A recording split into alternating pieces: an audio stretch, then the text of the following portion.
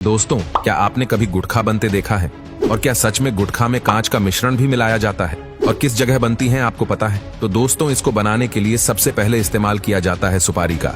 और सुपारी हमें मिलती है इस पौधे से, जो कि आप अभी देख रहे हैं। जी हाँ, यहाँ पर सुपारी की खेती की जाती है।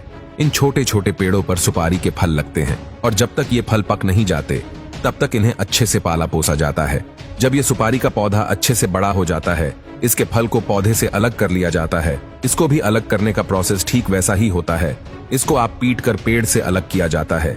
उसके बाद उसे कड़ी धूप में सूखने के लिए रख दिया जाता है। ऐसा करने की वजह ये होती है कि सुपारी के फल के अंदर जो नमी होती है वो निकल जाए और अच्छे से फल सूख जाए। जब यह सुपारी का फल सूख जाता है तब जाकर उसको महिलाओं के हवाले कर दिया जाता है, जो इस फल में से सुपारी का दाना निकालती है। आप देख सकते हैं कि कैसे महिलाएं अपने हाथों पर पट्टियां बांधकर इस फल में से उस दाने को निकाल रही है। वैसे तो ये काम बहुत ही तकनीक भरा है, जो कि जोखिम भरा भी है। तेज धार वाले हथियार की तरफ बिना देखे यह कैसे सुपारी को काटे जा रही है। अब इस सुपारी के दाने को बहुत ही गंदे और बेकार लाल रंग के केमिकल में उबाला जाएगा। ऐसा इसलिए किया जाता है क्योंकि कोई जब भी तम्बाकू खाए तो उसका मुंह तम्बाकू के रंग से लाल हो जाए। आपको बता दें कि इसको उबालने के लिए किसी और लकड़ी की नहीं बल्कि सुपारी की उस छाल का ही इस्तेमाल किया जाएगा जिससे ये निकला था। जब यह अच्छी तरह से केमिकल के साथ घुल मिल जाता है तब उसको सुखाने के लिए रख दिया जाता है। इसके बाद जब ये सूख जाता है तो उसके छोटे छोटे टुकड़े किए जाते हैं।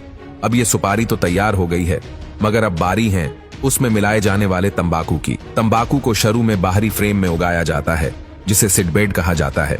गर्म इलाकों में यह फ्रेम गीली घास या एक कपास की चादर से ढके होते हैं। 8 से 10 सप्ताह के बाद जब तंबाकू के पेड़ लगभग 10 इंच के हो जाते हैं तो इन्हें खेतों में शिफ्ट कर दिया जाता है। जैसे जैसे पौधे बढ़ते हैं उनके ऊपर का भाग काट दिया जाता है ताकि पत्तियां अच्छे से बड़ी हो जाए। इस प्रक्रिया को टोपिंग कहा जाता है। 90 से 120 दिन के बाद तंबाकू के पौधे कटाई के लायक हो जाते हैं।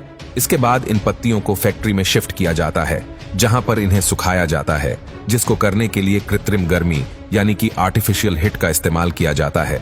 जब यह भूरे रंग की हो जाती है तो इन्हें अलग करके छोटे छोटे टुकड़ों में बांट दिया जाता है, जिससे ये असली तंबाकू के रूप में आ जाती है। और तंबाकू के अंदर कांच डाला जाता है।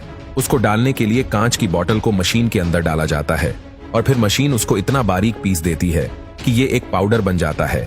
इसको अगर आप अपने हाथ में उठाएंगे तो आपके हाथ को तो ये नहीं काटेगा, मगर हमारे मुंह के अंदर की स्किन थोड़ी सेंसिटिव होती है, इसलिए अगर कोई इसको तंबाकू के साथ चबाता है तो मुंह के अंदर से फट जाता है। और जब तंबाकू उस फटे हुए मुंह को लगता है तो हल्की सी जलन का एहसास होता है और इसके बाद तंबाकू का नशा और तेजी से चढ़ता है।